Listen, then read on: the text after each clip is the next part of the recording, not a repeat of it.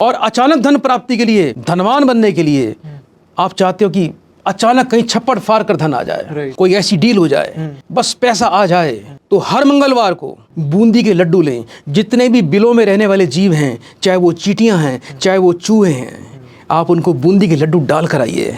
इसे शास्त्रों में स्वर्ण का दान कहा गया है, और ये स्वर्ण का दान इतना प्रभावशाली उपाय है, यदि आज तक मैंने किसी भक्त को दिया है, उसको अकस्मात धन मिला है, वो कंगाल से धनवान बन गया है, ये मेरा प्रमाण आपको दे रहा हूँ। मैं स्वयं भी इसको करता हूँ। परमात्मा गुरुदेव की कृपा से बड़ी कृपा है। आप बूंदी के लड्डू आप चूहों को और बिलों में रहने वाले जीवों को दो, पताल से भी धन आपके पास आएगा। क्या बात है। और सर ये कितने टाइम तक करते रहिए, नियम बनाते रहिए। अच्छा, अच्छे कर्म की कोई लिमिट नहीं, जब तक जियो तब तक नियम से सत्कर्म करते रहोगे। ये आपकी एक एफडी भी हो रही है। जब इस संसार से जाओगे तो ये एफडी आपकी अगली बॉडी में ट्रांसफर हो जाएगी, अगले जीवन में आपको मिलेगी।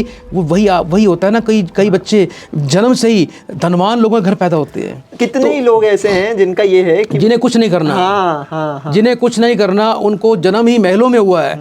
घर के बाहर ऑडी गाड़ी खड़ी है, मर्सिडीज खड़ी है, तरह तरह के बड़े बड़े ब्रांड खड़े हैं, चांदी के बर्तनों में खाने मिल रहे हैं, माँ बाप उनकी ऐसी सेवा कर रहे हैं, इतने महंगे महंगे स्कूल, देश विदेश में पढ़ाइयाँ, पूरे विश्व का भ्रमण।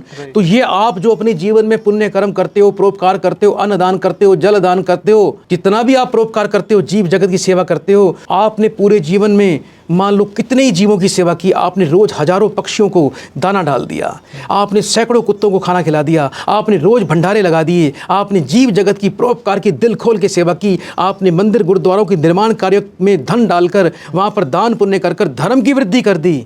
तो आपका ये जन्म तो शानदार होगा ही होगा, क्योंकि जो कर्म कर रहे हैं 6 से 12 वर्ष के अंदर आपको यहाँ भी उसकी रिटर्न मिलनी शुरू हो जाएगी। और सारा जो एफडी आपकी बन रही है, नेक्स्ट बर्थ में जाओगे तो धनवान के घर में पैदा होगे। दरिद्रता का कभी मुख नहीं देखना पड़ेगा। आपने बहुत सी ऐसी पॉलिसी देखी होंगी कि पॉलिसी में क्या होता है, आज हर साल आप पैसा जमा करवा रहे हैं और आपको 60 साल इतने करोड़ मिलेंगे, और बीच बीच में आपको रिटर्न कैशबैक भी मिलता है। तो जो आप दान पुण्य कर रहे हो तो बीच बीच में कैशबैक मिलता रहेगा। एक अन्न का दाना आपको हजारों लाखों रुपए देने में सक्षम होता है। इतनी ताकत है दान की, महिमा की। दान नहीं करोगे, कमाई बहुत करते हो। करते हो अरण की चोरी। अरण समझते हो क्या होता है? सुनार के दुकान पर एक अरण होती है, इतना बड़ा भारी लोहे का चौकोर टुकड़ा होता है जिसपे वो सोना पीटता है।